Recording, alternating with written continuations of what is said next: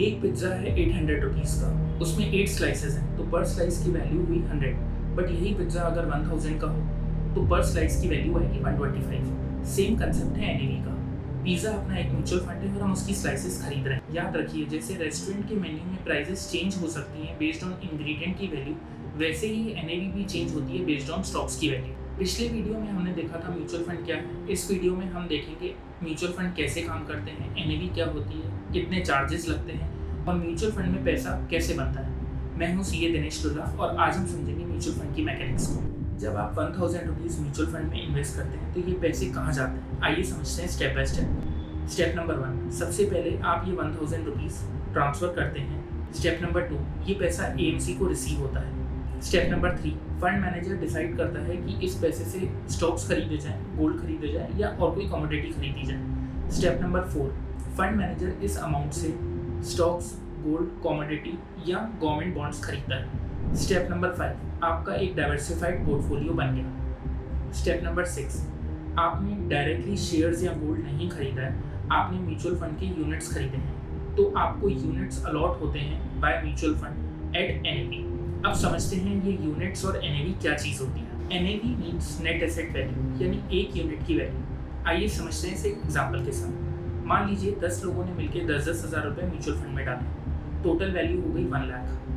अब एएमसी ने डिसाइड किया कि एनएवी रखेंगे 10 रुपये, तो टोटल नंबर ऑफ यूनिट्स हुए 1 lakh divided by 10 is equal to 10,000। पर इन्वेस्टर को मिले 1000 unit at the rate of 10।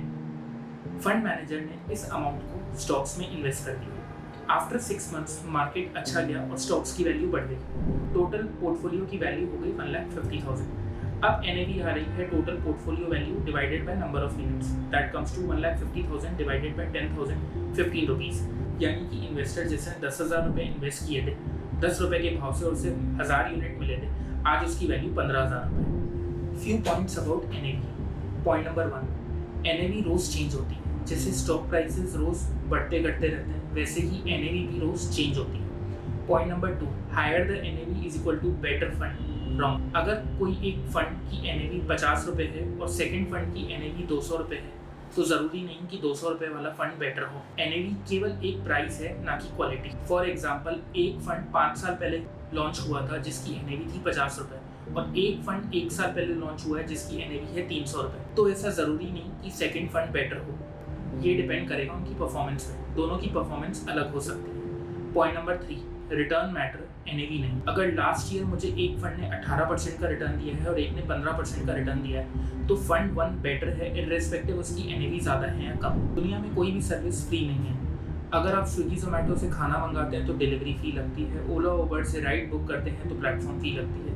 वैसे ही म्यूचुअल फंड में इन्वेस्ट करने में भी कुछ चार्जेस लगते हैं जो कि बहुत रीजनेबल होते हैं। आइए समझते हैं चार्जेस को। Charge number 1, the most important one, expense ratio. ये है बेसिकली एएमसी की फ़ी, फंड मैनेजर की सैलरी, रिसर्च एनालिस्ट की सैलरीज, ऑफिस रेंट, इलेक्ट्रिसिटी और अदर एडमिनिस्ट्रेटिव खर्चे। इसके अलावा गवर्नमेंट चार्जेस लाइक एसटीटी और ब्रोकरेज। यूजुअली ये 1 से 2% का एक्सपेंस रेशियो रहता है depending on scheme to scheme. For example, अगर आपने इन्वेस्ट किए 1 लाख रुपये और एक्सपेंस रेशियो है 1.5%, तो एनुअली आपको 1500 एएमसी को देनी पड़ेगी। ये पैसे अलग से नहीं जाते बट एनएवी से ऑटोमेटिक एडजस्ट हो जाते हैं। मान लीजिए 2 फंड ए और बी हैं, उन दोनों की परफॉर्मेंस सेम है, बट फंड ए का एक्सपेंस रेशियो 1% है और फंड 2 का 2% है, तो fund 1 will be the better. Charge number 2, exit load. ये एक पेनल्टी है जो अगर आप अर्ली विड्रॉल करते हैं तो उस केस पे एएमसी आपसे चार्ज करता है। फॉर एग्जाम्पल, आपने आज कुछ अमाउंट इन्वेस्ट किया और 2 दिन बाद आप उसको विड्रॉ करते हो, तब एएमसी बोलेगी कि अभी तो आपने अमाउंट इन्वेस्ट किया था, आप 2 दिन में विड्रॉ कैसे कर रहे हो, आपको 1% एग्जिट लोड देना पड़ेगा। यूजुअली ये exit load scheme to scheme depend करते हैं। कॉमन एग्जिट लोड इज़ 1% अगर आप 1 साल से पहले विड्रॉ करते हो और 1 साल के बाद करते हो तो कोई एग्जिट लोड नहीं लगता। अब समझते हैं एएमसी ये एग्जिट लोड क्यों लगाता है। Reason number 1, long term investors को एनकरेज करने के लिए। Mutual funds long term game है, शॉर्ट टर्म नहीं। लॉन्ग टर्म इन्वेस्टर्स को इनकरेज करने के लिए ही ये एग्जिट लोड बनाया गया है। रीज़न नंबर 2, फ्रीक्वेंट ट्रेडर्स को डिस्करेज करना। अगर आप रोज़ बाय सेल कर रहे हो तो वो म्यूचुअल फंड्स के लिए ठीक नहीं है। Reason number 3, frequent redemption fund manager की परफॉर्मेंस को और प्लानिंग को डिस्टर्ब करता है और उसकी रीबैलेंसिंग और ट्रांजैक्शन कॉस्ट भी बढ़ाता है। अब आते हैं अपने नेक्स्ट चार्ज पे, चार्ज नंबर 3, ट्रांजेक्शन कॉस्ट। अगर आप फर्स्ट टाइम इन्वेस्ट कर रहे हैं तो 100 to 150 रुपीज़ का ट्रांजेक्शन कॉस्ट लगता है, which is one time and not recurring. इस वीडियो के एंड में हम देखेंगे सेबी के कुछ चेंजेस जो 1 अप्रैल 2026 से एप्लीकेबल है regarding these charges. Mutual fund 2 type के होते हैं, direct fund and regular fund. 2 fund दोनों में सेम फंड मैनेजर और दोनों में सेम स्टॉक्स, बट एक मेजर डिफरेंस है, एक्सपेंस रेशियो। आइए समझते हैं पहले रेगुलर प्लान क्या है। जब आप किसी ब्रोकर, डिस्ट्रीब्यूटर या फाइनेंशियल एडवाइजर के कहने पे कोई म्यूचुअल फंड खरीदते हैं तो वो एक रेगुलर प्लान होता है। फॉर एग्जांपल, आप बैंक में गए, बैंक वाले ने कहा कि इस फंड में इन्वेस्ट कर दीजिए, आपने इन्वेस्ट कर दिया, ये एक रेगुलर फंड है। लेकिन इसमें होता क्या है, बैंक, ब्रोकर या डिस्ट्रीब्यूटर को इस इन्वेस्टमेंट से कमीशन मिलती है। ये कमीशन उनको एएमसी देता है। अब क्वेश्चन आता है कि ये कमीशन कौन देता है? आप।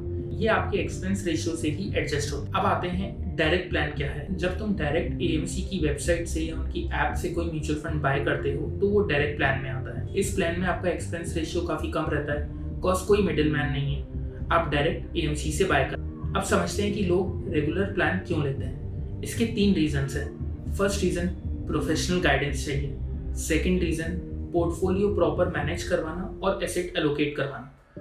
रीज़न नंबर 3, उन्हें डायरेक्ट ऑनलाइन नहीं करना है या उन्हें नहीं पता डायरेक्ट कैसे होता है, या उन्हें हेल्प चाहिए इन पेपर वर्क एंड डॉक्यूमेंटेशन। एक सिनेरियो लेते हैं जिसमें मिस्टर ए जो डायरेक्ट प्लान में इन्वेस्ट कर रहे हैं और मिस्टर बी जो रेगुलर प्लान में इन्वेस्ट कर रहे हैं। दोनों का SIP अमाउंट सेम है, 500 रुपीज़ पर मंथ। दोनों का टाइम होराइजन सेम है, 20 years. Expected rate of return हम मान के चलते हैं 12% per annum. In case of a जिसने डायरेक्ट प्लान ऑप्ट करा है उसका एक्सपेंस रेशियो मानते हैं 1%, और मिस्टर बी जिसने रेगुलर प्लान ऑप्ट किया है उसका एक्सपेंस रेशियो मानते हैं 2%। आप स्क्रीन पे देख सकते हैं कैसे आफ्टर 20 ईयर्स ए का कॉर्पस कितना है और बी का कॉर्पस कितना है। एक छोटा सा एक्सपेंस रेशियो कितना डिफरेंस क्रिएट कर रहा है। और कुछ लोग पूछते हैं कि एएमसी और ब्रोकर में क्या फ़र्क है। आइए समझते हैं इसे एक एग्जाम्पल के साथ। फर्स्ट वन इज एएमसी, जैसे मैन्युफैक्चरर मारुति कार बनाता है, जैसे HDFC mutual fund, SBI mutual funds अलग अलग स्कीम्स बनाती हैं। Second one is broker, which is showroom, जैसे आप कार लेने जाते हैं, आप वहाँ शोरूम से कार खरीदते हैं, वैसे ही म्यूचुअल फंड्स भी आप अपने बैंक्स या डिस्ट्रीब्यूटर से खरीदते हैं। डायरेक्ट प्लान, जैसे कि फैक्ट्री आउटलेट, जहाँ पे आप क्लोथ्स डायरेक्ट मैन्युफैक्चरर से खरीदते हो at a low price. Direct plan भी यही है, म्यूचुअल फंड डायरेक्ट एएमसी से खरीद। कुछ लोगों को लग सकता है कि म्यूचुअल फंड में पैसा इन्वेस्ट करना सेफ है कि नहीं। एएमसी कभी भी आपके पैसों से फ्रॉड नहीं कर सकता। रीजन बीइंग सेबी रेगुलेटेड है, ईयरली ऑडिट होती है, प्रॉपर एक ट्रस्टी है, हमने जैसे लास्ट वीडियो में देखा था, और एक्सपेंसेस को लेके प्रॉपर ट्रांसपेरेंसी है। तो टेंशन मत लो, आपका पैसा सेफ है एएमसी के पास, बट सही फंड चूज करना और डायरेक्ट और रेगुलर प्लान में से चूज करना वो आपके हाथ में है। अब क्वेश्चन आता है म्यूचुअल फंड्स में पैसा बनता कैसे है। इसमें 2 तरीके रहते हैं। First one, capital appreciation.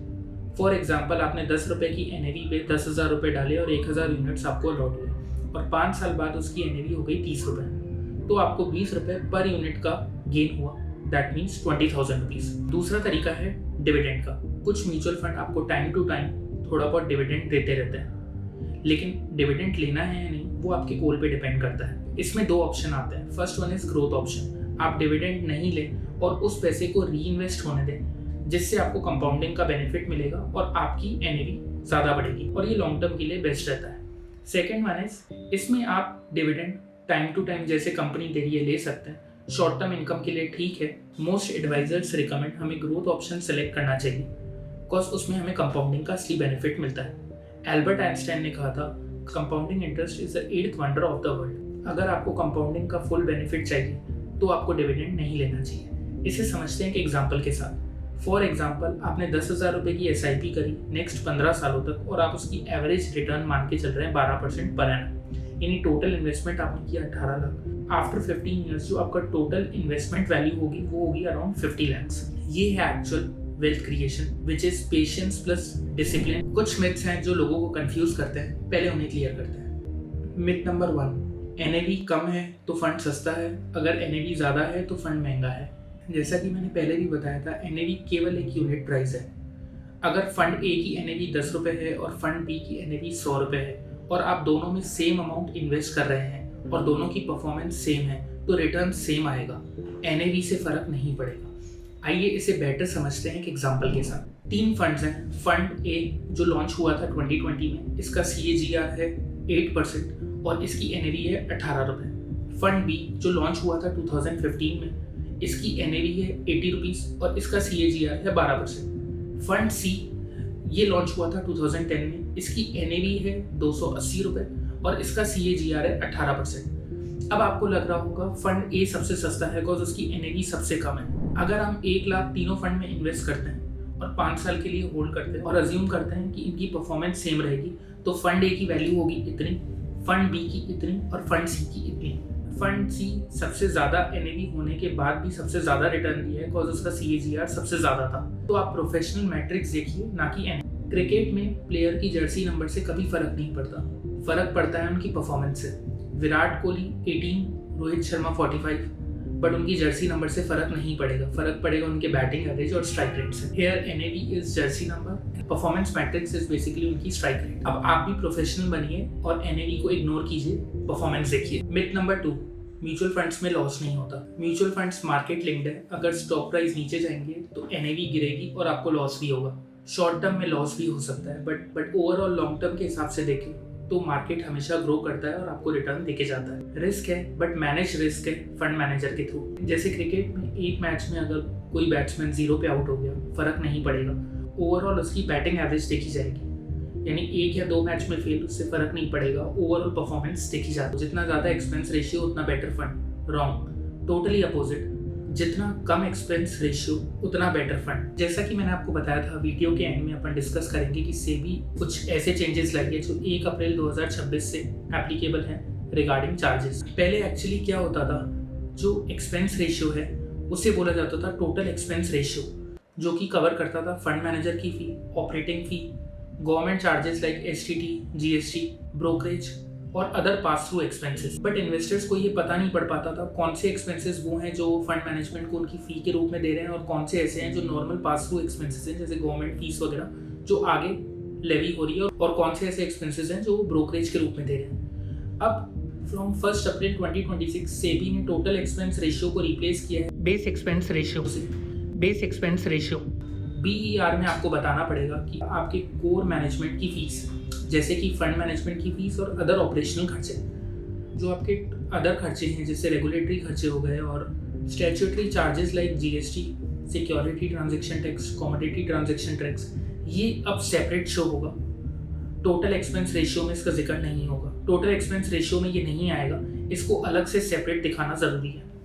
After 1 April 2026 total expense ratio will be equal to base expense ratio plus regulatory fees plus statutory fee. अब आते हैं कि ये चेंज सेबी क्यों लेके आई। इसके 3 रीज़न हैं। पहला रीज़न बेटर ट्रांसपेरेंसी। इन्वेस्टर्स अब एक्चुअल में देख पाएंगे कि जो वो एक्सपेंस पे कर रहे हैं उसमें से मैनेजमेंट की फ़ी कितनी है और ब्रोकरेज, STT या जो भी पास थ्रू एक्सपेंसेस होते हैं गवर्नमेंट के, वो कितने हैं। तो वहाँ पे एक बेटर क्लैरिटी रहेगी कि कितना वो एक्सपेंस एज अ मैनेजमेंट फ़ी को दे रहे हैं, जो कि पहले नहीं पता पड़ता था। Second one is better cost comparison. अब जो अलग अलग फंड्स हैं वो इजीली कंपेयर हो सकते हैं on the basis of management fee. This is one of the biggest mutual fund reform introduced by SEBI and will directly impact how cost are build and shown in your investment. चलिए quick recap करते हैं आज हमने क्या सीखा इस video से। First one is NAV. NAV is net asset value, एक यूनिट का प्राइस, ये डेली मार्केट के साथ बढ़ता गिरता रहता है। सेकेंड वन एक्सपेंस रेशियो, ये है AMC का एनुअल चार्ज, डायरेक्ट में थोड़ा कम रहता है, रेगुलर में थोड़ा ज़्यादा रहता है। Third one is exit load, ये है पेनल्टी अर्ली रिडम्पशन की, यूजुअली 1% अगर आप 1 साल से पहले एग्जिट लेते हैं। Fourth one direct versus regular, direct अगर आप खुद मैनेज कर सकते हैं, रेगुलर अगर आप किसी डिस्ट्रीब्यूटर के थ्रू जा रहे हैं। फिफ्थ वन पैसा बनता कैसे, इसमें हमने 2 तरीके देखे। First one capital appreciation, second one is dividend. Dividend में भी 2 ऑप्शन थे, either you reinvest growth method या फिर आप डिविडेंड पे आउट लीजिए। 6 one low NAV is a cheap fund is a myth. जरूरी नहीं कि एनएवी कम है तो वो सस्ता है, ज़्यादा हो तो वो महंगा है, ये केवल एक प्राइस है। What matters is performance. जैसे गाड़ी चलाने के लिए गियर, एक्सीलेटर, ब्रेक, ये समझना ज़रूरी है, वैसे ही म्यूचुअल फंड इन्वेस्टमेंट के लिए ये टर्म्स समझने ज़रूरी हैं। अब आप रेडी हैं म्यूचुअल फंड इन्वेस्टिंग के लिए। आज की वीडियो में हमने देखा कि म्यूचुअल फंड कैसे काम करते हैं, एनएवी क्या होती है और एक्सपेंस क्या होते हैं। लेकिन एक कन्फ्यूजन अभी भी है, म्यूचुअल फंड कितने टाइप के होते हैं, इक्विटी और डेब्ट म्यूचुअल फंड में क्या फ़र्क होता है, स्मॉल कैप, मिड कैप और लार्ज कैप में क्या फ़र्क है। नेक्स्ट वीडियो में हम कवर करेंगे types of mutual fund explained simply. Next video देखने के बाद आपको पता लगेगा कौन सा म्यूचुअल फंड आपके लिए बेटर है। आप एक प्रोफेशनल हैं, स्टूडेंट हैं, गवर्नमेंट एम्प्लॉय हैं, रिटायर्ड हैं, सबके लिए म्यूचुअल फंड अलग अलग है। चलिए मिलते हैं नेक्स्ट वीडियो में, तब तक के लिए जय हिंद जय भारत।